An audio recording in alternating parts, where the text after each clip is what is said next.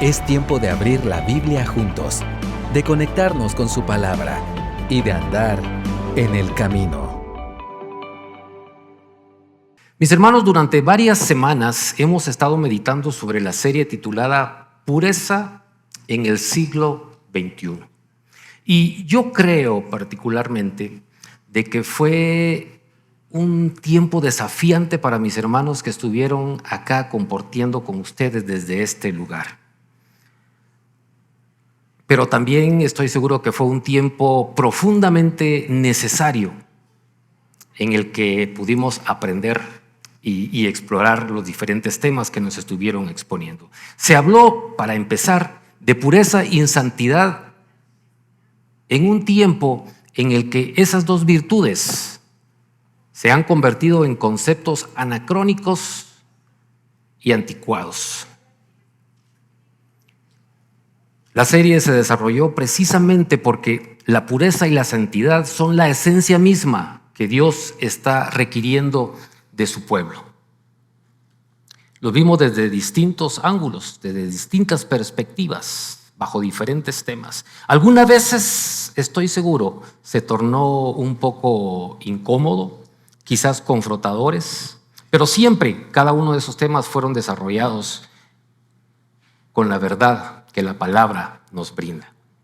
Esta serie nos recordó que la pureza no es simplemente un barniz que vamos a ponernos encima para que los otros nos vean bonitos. Tampoco es una lista de prohibiciones, sino un asunto del corazón. Un corazón separado para Dios. Un corazón que busca honrarle en cada momento de la vida. También aprendimos durante esta serie que nada nos roba con mayor sutileza esa pureza que la idolatría. Y sí, estoy hablando de cristianos evangélicos, porque específicamente se habló de esas cosas que nosotros vamos atesorando en nuestro corazón, aquellos afectos que poco a poco se van acumulando dentro de nosotros y que van desplazando a Dios hasta que lo dejan allí en un rincón. Se buscó reconocer que lo que nosotros atesoramos en nuestro corazón al final es lo que nos gobierna. El que es gobernado por Dios es porque Dios está ocupando ese lugar, ese es su tesoro en su corazón. El problema es cuando son otras cosas las que están allí, porque son esas cosas las que van a gobernarnos. Vimos que la santidad también se presenta cuando administramos correctamente lo que Dios pone a nuestra disposición. Me refiero al trabajo, al dinero, a nuestra familia, a nuestro cuerpo. Si usted creía que la mayordomía es un tema puramente administrativo, mi hermano, déjeme decirle que no está en lo correcto. Hay una manera de describir lo que es la mayordomía, y la mejor manera es decir que la mayordomía es la declaración que hacemos todos los días de quién es el dueño. Repito para que quede claro. La mayordomía es nuestra declaración diaria de quién es el dueño. Todos los días usted dice, este dinero es mío, este carro es mío, esta casa es mía, estos bienes son míos. Es ahí donde usted está reflejando la santidad a través de la mayordomía, diciendo quién es el dueño de las cosas. Y por eso es que aquí se insiste mucho en que si Dios es el dueño, lo único que nosotros damos es un poco de lo que Él nos ha dado. Y no me refiero únicamente a dinero, a cosas monetarias, a cosas materiales. Me refiero también al tiempo, a nuestro intelecto, a nuestra formación, incluso a nuestra misma profesión. Luego, sin muchas evasivas, entramos en uno de esos campos donde más se libra la batalla por la pureza. Sí, hablamos en varias ocasiones sobre la sexualidad, vimos la lucha del soltero, vimos la fragilidad del matrimonio, vimos la fuerza de la tentación, la dureza de la caída, no solo en hombres, también en mujeres. Fuimos advertidos que la pureza no empieza con un acto, ahí se consuma. La impureza empieza con una mirada no controlada, con un deseo no dirigido, con una atención mal enfocada. También fuimos advertidos que en un mundo como en el que estamos viviendo hoy, saturado de pantallas, estímulos y accesos ilimitados, la batalla no se lucha allá afuera. La batalla se pelea dentro de nuestros corazones. Sí, quizás fue una serie incómoda, pero yo diría honesta y necesaria. ¿Sabe por qué? Porque nadie está exento. Nadie. Ni jóvenes, ni adultos, ni, como diría Rolando, los que estamos en edad contemporánea. Pero a lo largo de cada uno de estos temas siempre hubo un hilo conductor, y ese hilo conductor fue que no podemos ser puros ni santos lejos de la voluntad de Dios. Y su voluntad es la que encontramos precisamente en su palabra. Hoy estamos aquí, mis hermanos, llegando al cierre de esta serie, y por supuesto que no vamos a repetir todas aquellas advertencias que ya se hicieron, sino vamos a volver la mirada al inicio, a la fuente de donde surge y sostiene todo. Estoy hablando de la palabra transformadora de Dios.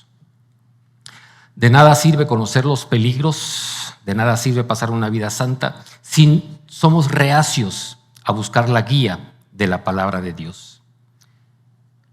Pablo, estando en sus últimos momentos allá en una cárcel, estaba consciente de los riesgos y las amenazas de este mundo, de las luchas internas, de la lucha por la pureza sexual, del uso irresponsable que los cristianos y los no cristianos en aquel tiempo y en este tiempo también estaban haciendo de lo que Dios nos confía. Y entonces exhorta a Timoteo recordándole un hecho básico.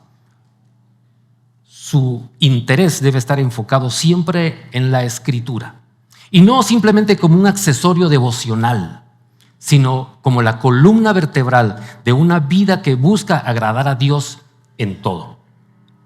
Hermanos, esta mañana entonces vamos a meditar en lo que Pablo le decía a Timoteo, y vamos a buscar en nuestras Biblias la segunda epístola de Pablo, capítulo 3, versículos 16 al 17. Por favor, abra sus Biblias. Si no trae una Biblia, su dispositivo. Esta mañana el tema de la meditación es la palabra transformadora de Dios. Y entonces, si vamos a hablar de la palabra transformadora de Dios, lo que esperaríamos es que podamos leer lo que esa palabra nos quiere decir. Así que, por favor, buscamos todos, repito una vez más, la segunda epístola de Santiago,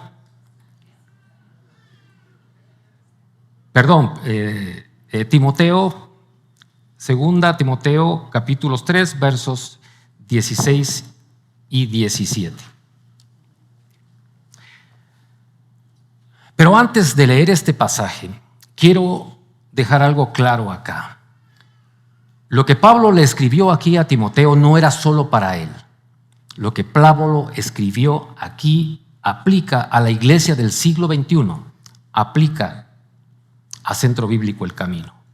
Y dice así la porción que vamos a meditar esta mañana. Pero debes saber esto, que en los últimos días vendrán tiempos difíciles, porque los hombres serán amadores de sí mismos, avaros, jactanciosos, soberbios, blasfemos, desobedientes a los padres, ingratos, irreverentes, sin amor, implacables, calumniadores, desenfrenados, salvajes, aborrecedores de lo bueno, traidores, impetuosos, envanecidos, amadores de los placeres en vez de amadores de Dios, teniendo apariencia de piedad, pero habiendo negado su poder.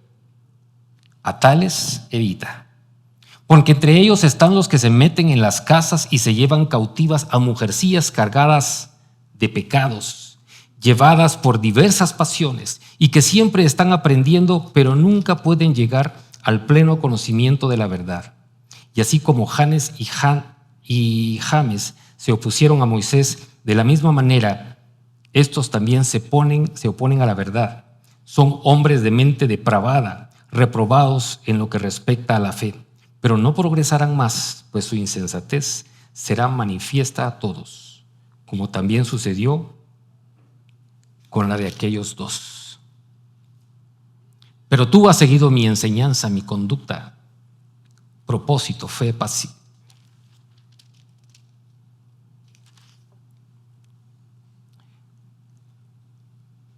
paciencia, amor, perseverancia, mis persecuciones, sufrimientos como los que acaecieron en Antioquía.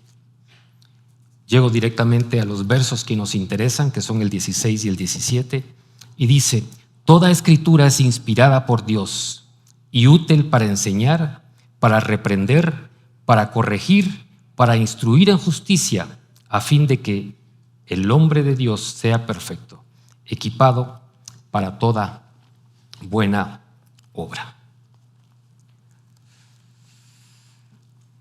El pasaje que hemos leído esta mañana evidencia la preocupación de Pablo por consolidar en Timoteo la convicción sobre las Escrituras.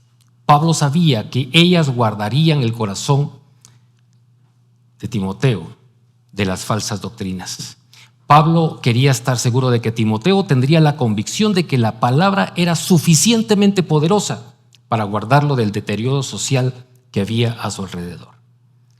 Después de lo que leímos, podemos pensar en que cualquier parecido de esta sociedad con la nuestra y con la del mundo en general no es pura coincidencia, es una realidad. Le recordó que el poder que contienen las Escrituras está allí porque fueron inspiradas por Dios y por lo tanto son suficientes para equipar al hombre de Dios para cumplir lo que el Señor requiera. Quisiera que me permita esta mañana hacer una analogía y voy a empezar con una pregunta. ¿Cuántos de ustedes hacen ejercicio todos los días, pero así de manera rigurosa? Lunes, martes, miércoles, jueves, viernes, sábado y domingo. No importa si llueve, truena o relampaguea. Levanten su mano, ¿quiénes hacen ejercicio así? Veo una mano por allá. Una mano nada más. Bueno, está bien. Pongámoslo más suave. 5 veces a la semana. 2 veces. Bueno, allá hay unas más. Ya está mejorando el asunto. Pero yo creo que mis amigos que estudian medicina, aquí tenemos un buen nicho de negocio. ¿Y saben por qué? Porque los médicos dicen que tener una rutina de ejercicios afecta la vida de manera positiva. Oiga usted lo que hace el ejercicio en nuestro cuerpo. Reduce el riesgo de padecer una enfermedad cardíaca, hipertensión arterial, osteoporosis, diabetes y obesidad. Mantiene la flexibilidad de las articulaciones, tendones y ligamentos. Oiga, aquí hay algo interesante. Reduce algunos de los efectos de envejecimiento. Yo creo que voy a empezar a hacer más ejercicio. Contribuye al bienestar mental y ayuda a tratar la depresión. Aumenta la energía y la resistencia. Y un largo etcétera, etcétera, etcétera. En pocas palabras, mis hermanos, hay un gran beneficio cuando nosotros nos hacemos una rutina de ejercicios. Y esta es precisamente la idea que está detrás de estos 2 versículos. Toda la Escritura es inspirada por Dios y útil para enseñar, para reprender, para corregir y para instruir en justicia. Muy bien, vamos por partes, veamos cosa por cosa, o virtud por virtud. Dice el inicio del verso 16, la Escritura es útil para enseñarnos. Y las raíces de la palabra enseñar vienen del griego que significa ser profesor. Es decir, que la palabra es nuestra profesora, es nuestra maestra.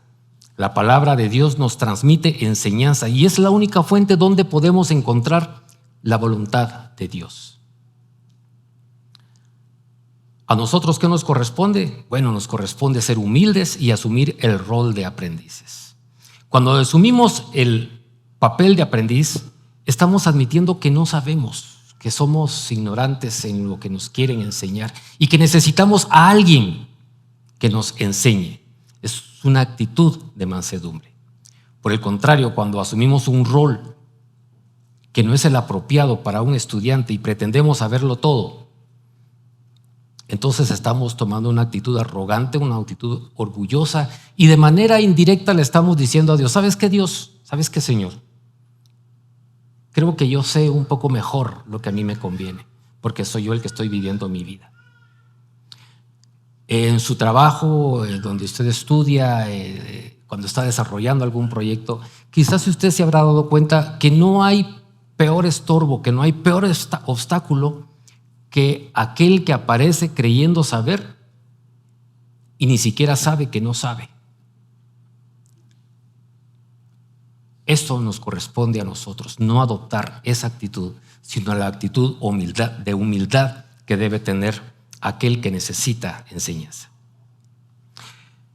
La enseñanza entonces de la palabra es lo único que nos puede mantener en el camino de Dios. Yo creo que con sobrada razón David decía allá en Salmos 119, 105, y cito: lámpara es a mis pies tu palabra y lumbrera a mi camino.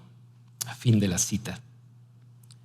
La Biblia, mis hermanos, no es un adorno espiritual, sino es un instrumento indispensable para poder desarrollarnos como seres humanos redimidos por Dios. Muchas veces es un instrumento de labranza, pero la mayor parte de las veces la palabra ella misma se describe como una espada poderosa de dos filos. Es un arma que nos sirve para defendernos, que nos sirve para protegernos. Cuando nos cerramos a la enseñanza, entonces viene otro problema. Esa luz empieza a apagarse y empiezan a prevalecer otras luces que no son tan importantes. Y aparece la luz confusa y muchas veces desorientada de nuestra propia razón. Aparece la luz brillante del pecado y otras lucecitas por ahí intermitentes que lo único que hacen es desviarnos del centro de la voluntad de Dios. Pero ¿sabe qué? Ninguna de esas nos puede mantener en el sendero que Dios tiene para nosotros, solamente su palabra. Segundo, la Escritura es útil para reprendernos. La Reina Valera dice para redarguir. Y en el sentido bíblico, la reprensión se refiere a la obra amorosa que el Espíritu Santo hace por medio de su palabra para confrontarnos, para llamarnos a rendir cuentas. A través de la palabra, el Espíritu Santo va a exponer entonces todas esas cosas a veces indeseables que hay en nuestra vida, esos deseos a veces impuros, esos pensamientos torcidos. Pero no lo hace para humillarnos, lo hace para restaurarnos. Cuando la palabra nos reprende, no es simplemente la voz de la conciencia que nos está diciendo, hey, cuidado con eso. No, es la voz de Dios la que nos está llamando al arrepentimiento, a la transformación, a la corrección. Por esa razón, la Biblia tiene autoridad para pedirnos cuentas, porque la Biblia es inspirada por Dios, nacida de su esencia, y cada instrucción, cada enseñanza, cada llamada de atención, cada reprensión que a veces encontramos en la Biblia, no es otra cosa sino la voz de Dios. Cuando la palabra habla, mi hermano, es Dios el que está hablando. Y cuando Dios habla, a usted y a mí lo que nos corresponde es escuchar, someternos y obedecer lo que se nos está diciendo. La palabra es viva, eficaz, y dado que procede del aliento mismo de aquel que creó todo y que nos creó a nosotros, entonces, ¿cómo no va a tener el poder para pedirnos cuentas, para examinar nuestras vidas? Tercero, la Escritura es útil para corregirnos. La mayor parte de mi vida, de mi carrera profesional, me ha tocado que estar atento. He trabajado, para quienes no saben, en temas de seguridad y por eso mismo me ha tocado estar atento a ver en qué momento alguien hace algo que no tenía que hacer para caer, reprenderlo o sancionarlo. Eso, mi hermano, a mí no me gusta, me encanta. Pero ¿sabe qué? Dios no es así. Dios no está buscando en qué momento nosotros nos desviamos para reprendernos, para señalarnos con su dedo santo y acusarnos de que estamos haciendo malas cosas. Su propósito es corregirnos, enderezar aquello que se ha torcido en nuestras vidas y restaurarnos mediante su palabra. Para que podamos entender un poquito mejor esto, quisiera citar un ejemplo bíblico, pero profundamente humano, el caso de Pedro. ¿Recuerdan ustedes? Pedro le dice al Señor Jesús: ¿sabe qué, Señor? Yo nunca te voy a dejar, nunca te voy a abandonar. A donde tú vayas, ahí voy a ir yo. Si es necesario a la muerte, yo te voy a seguir. Y le prometió fidelidad genuina al Señor Jesús. ¿Y qué pasó cuando llegó la presión, llegó el miedo, llegó la persecución? Pedro negó al Señor Jesús. Y no fue una vez, fueron 3 veces.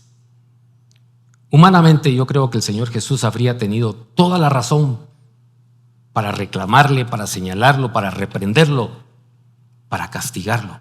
Pero no fue así. La meta del Señor no era destruir a Pablo, sino restaurarlo. Después de que el Señor Jesús resucitó, Jesús se encuentra con Pedro allá a la orilla del mar. Y cuando platica con él, no obstante lo que había sucedido, no lo acusa, no lo expone, no lo castiga. Le habla con amor y le pregunta: Pedro, ¿me amas? 3 veces se lo pregunta. Y cada una de esas preguntas fue un toque sanador en esas áreas que Pedro necesitaba arreglar en su vida. Jesús estaba corrigiendo su corazón, levantándolo hacia el propósito que él tenía para él desde el principio. Y así como actuó el Señor Jesús con Pedro, así actúa con nosotros también. Su palabra nos muestra cuando nosotros fallamos, pero no lo hace para hundirnos en el fango en el que nos metimos. Lo hace para sacarnos de ahí, para limpiarnos y para levantarnos y restaurarnos. La Escritura entonces revela lo que está torcido en nuestra vida y que seguramente nadie más ve: un pensamiento torcido, una decisión mal tomada. Pero lo maravilloso de esto, mis hermanos, es que la Biblia no solamente hace el diagnóstico de nuestras vidas. Lo maravilloso de esto es que una vez hecho el diagnóstico, nos restaura, nos regenera, nos vuelve al estado que Él quiere que tengamos. En el original griego, el término corregir significa enderezar nuevamente o restaurar a una condición correcta. Eso es exactamente lo que el Señor Jesús hizo con Pedro, y es exactamente lo que el Señor Jesús quiere hacer con cada uno de nosotros.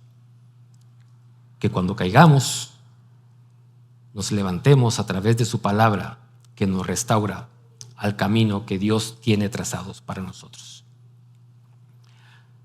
Cuarto, la Escritura es útil para instruirnos en justicia.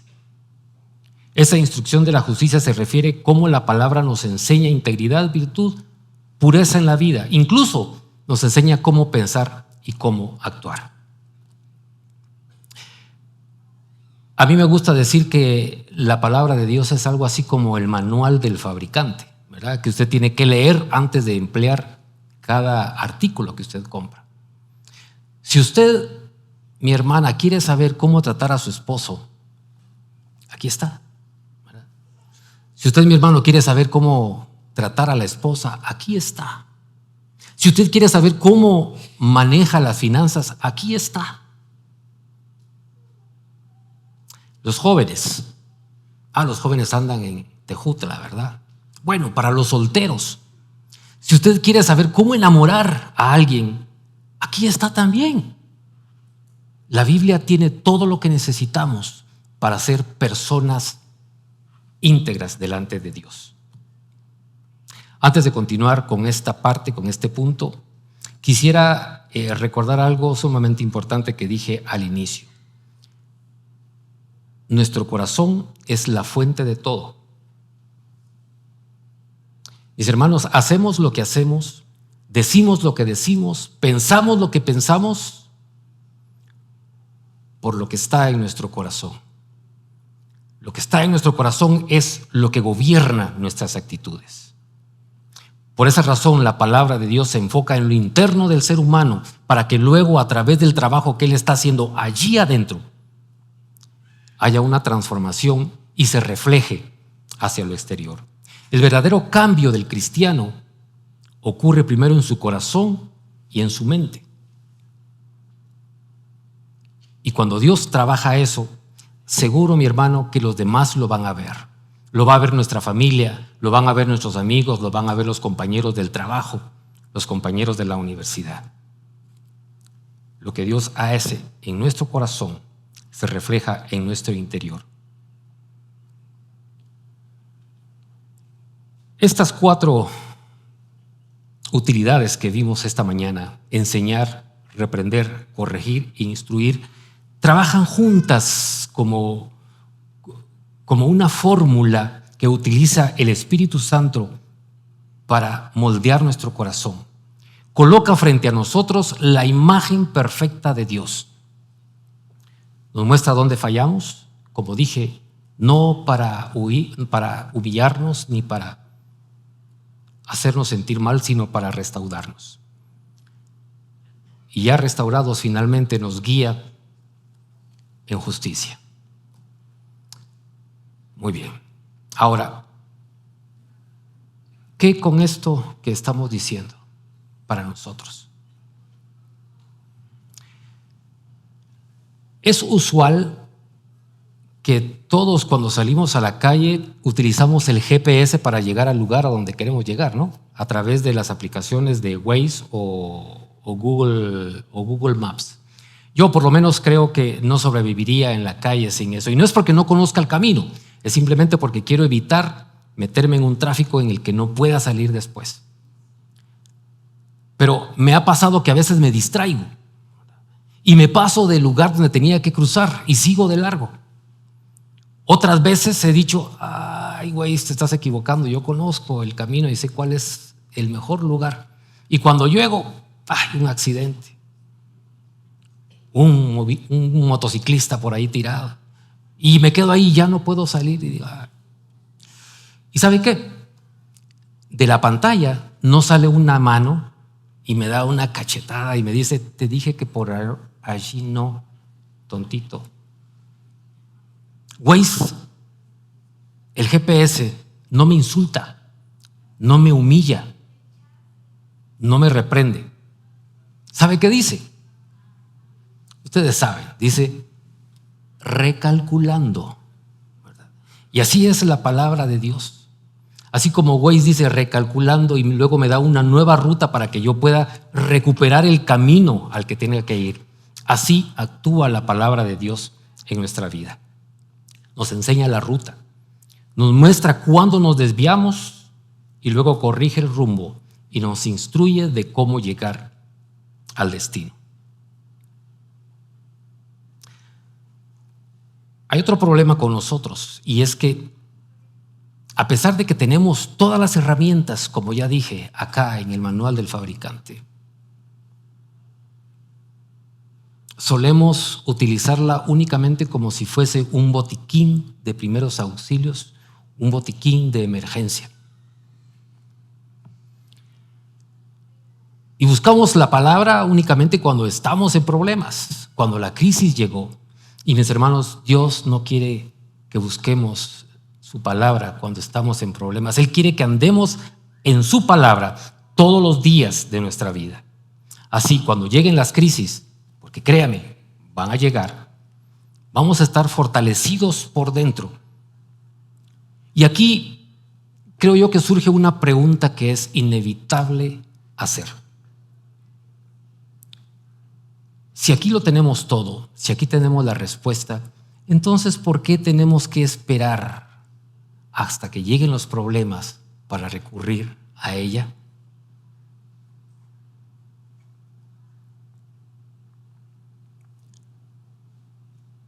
Mis hermanos, hagamos de la palabra algo de consumo diario para nosotros. Mire, yo creo que su cuerpo no es capaz de desarrollarse de una manera sana posiblemente ni siquiera de sobrevivir, con una comida al día. Perdón, con una comida a la semana. Con una comida al día nos ponemos fit. Pero con una comida a la semana, lo más seguro es que nos vamos a morir o algo nos va a pasar. Entonces, pareciera un poquito improductivo o un poquito consternante pensar en que venir los domingos y escuchar su palabra será suficiente para esperar 7 días más para volver a regresar el próximo domingo y ver qué es lo que la palabra nos quiere decir otra vez. Cuando usted lee las estadísticas de desnutrición en nuestro país, de veras uno se queda con la boca abierta. Lástima que no hay estadística de desnutrición espiritual.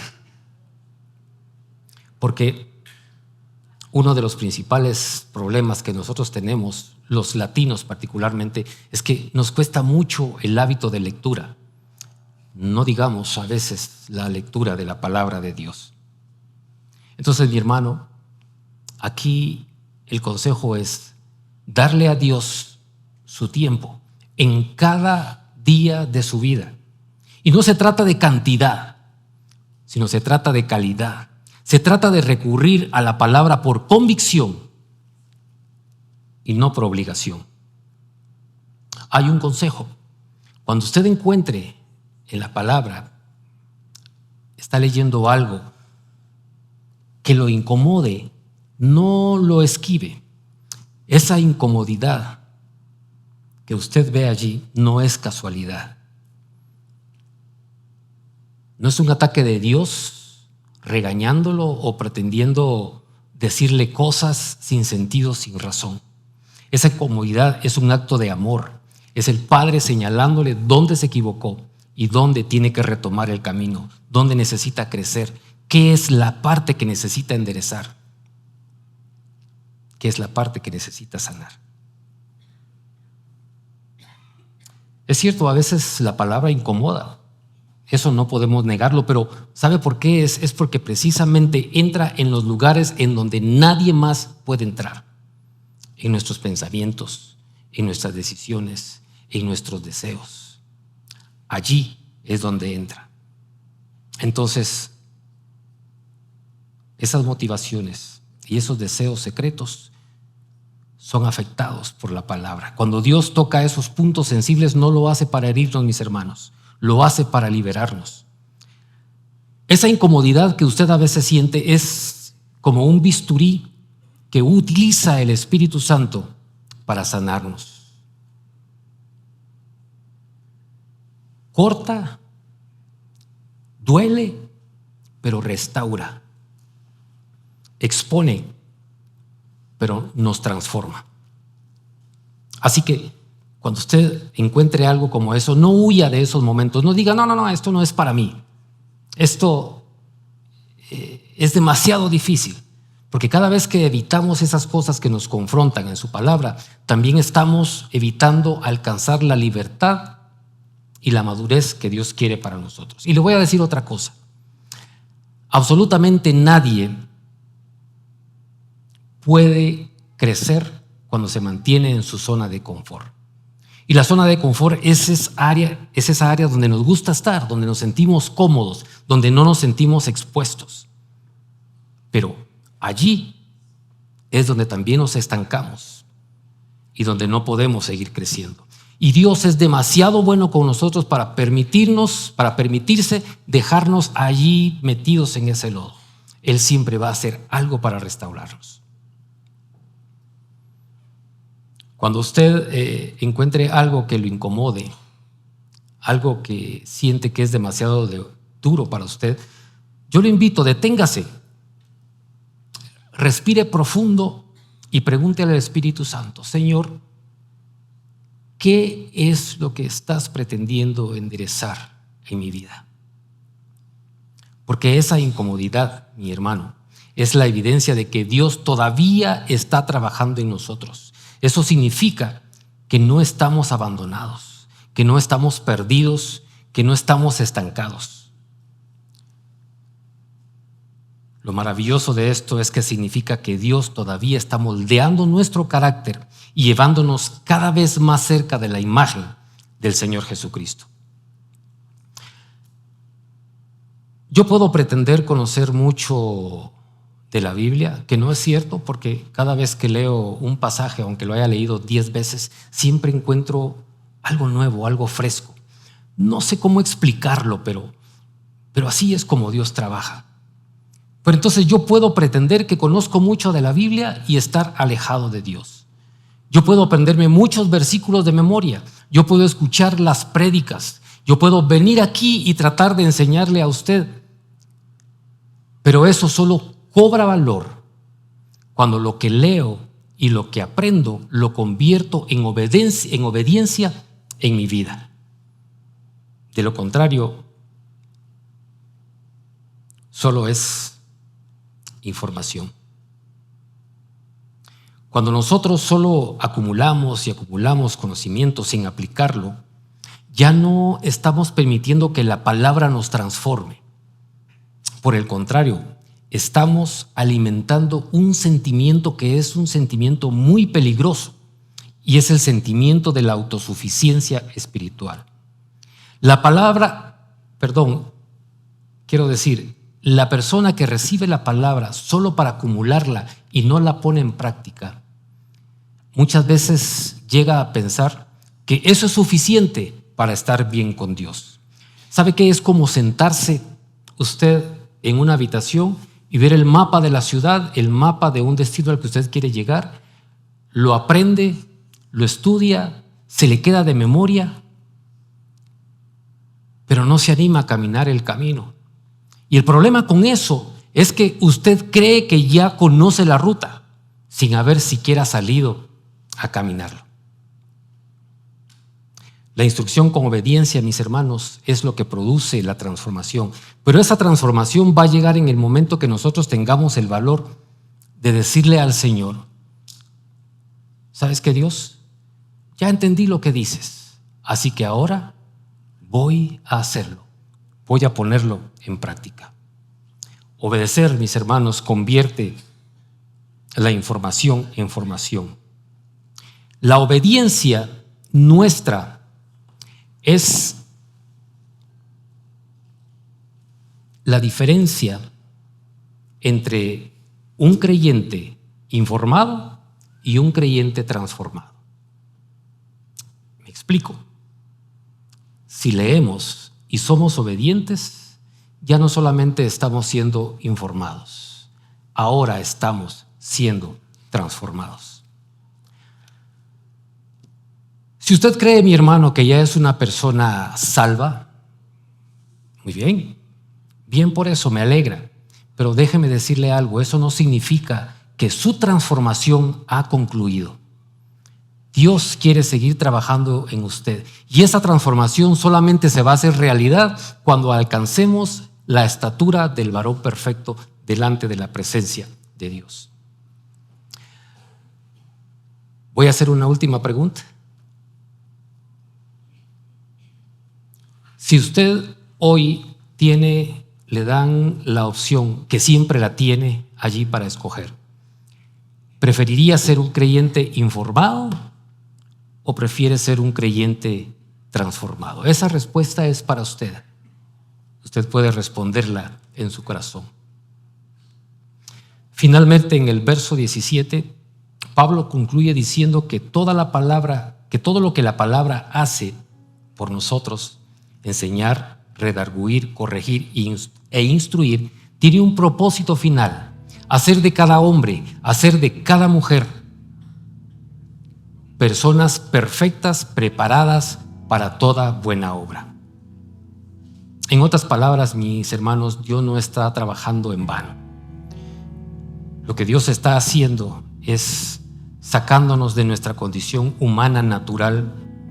Está formando nuestro carácter, fortaleciendo nuestra fe, preparándonos para vivir con propósito.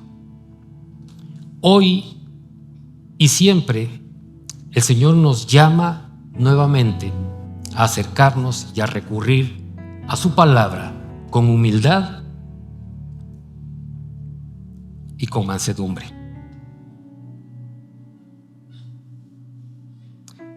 ¿Van a venir pruebas? Sí. ¿Van a venir problemas? Por supuesto que sí. ¿Van a venir dificultades y decisiones difíciles? Sí, claro que sí. ¿Van a venir momentos de cansancio, de tentación y de confusión? También. Pero ¿sabe qué? Dios también sabe eso. Y es precisamente por eso que nos ha dejado su palabra, para que a través de ella podamos fortalecernos y podamos redarguirnos. Termino dejando este pensamiento en sus corazones. La Escritura, la palabra de Dios, mis hermanos, tiene el poder para prepararnos para la batalla. También tiene el poder para sostenernos cuando estemos en esa batalla. Pero también tiene el poder de ayudarnos a permanecer de pie cuando otros caen a nuestro lado. Pero no podemos quedarnos de brazos cruzados y esperar a ver qué sucede simplemente. También nosotros tenemos que hacer algo. Y todo esto comienza, como dije hace unos momentos, cuando tenemos el valor y la sinceridad de acercarnos al Señor y decirle: Señor, estoy listo para escucharte, pero también estoy listo para obedecerte.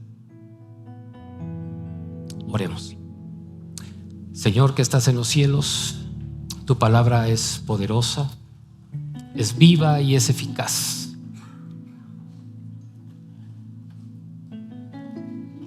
Y estamos seguros, Señor de los cielos, que tampoco vuelve vacía. Así que yo te pido, Señor bendito, que des a cada uno de nosotros, incluyéndome a mí en primer lugar, un corazón sensible para buscar tu presencia en este libro santo, para buscar tu instrucción en tu palabra, para buscar esa imagen perfecta de mi Señor Jesucristo a través de la Escritura. Danos sabiduría, Señor, para no hacerlo simplemente una costumbre, para no hacerlo simplemente porque hay un calendario que se nos ha dado y debemos cumplirlo, sino para hacerlo realmente con devoción y pensando, Padre, en que cada una de las cosas que tú nos dices a través de tu palabra habrán de convertirse en esa columna vertebral para guiarnos y para hacernos cristianos conscientes, fortalecidos, cristianos con propósito. Gracias por todo, Señor. Gracias por tu palabra. En el nombre de Cristo Jesús. Amén. Gracias por acompañarnos hoy. Esperamos que vuelvas y sigas conectado con la palabra. También te invitamos a que nos sigas en nuestras redes sociales. Hasta pronto.